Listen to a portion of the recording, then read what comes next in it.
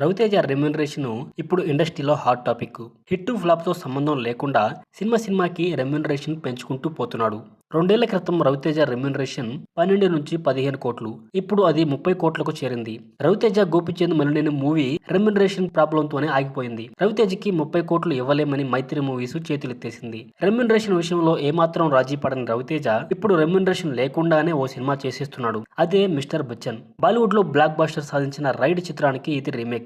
హరీష్ శంకర్ దర్శకుడు. People Media Factory నిర్మిస్తోంది. ఈ సినిమాని కేవలం 45 డేస్ లో పూర్తి చేయాలన్నది టీం నిర్ణయం. పైగా దర్శకుడు, హీరో ఇద్దరూ రెమ్యూనరేషన్ తీసుకోవడం లేదు. వీళ్ళకి లాభాలలో వాటా దక్కుతుంది.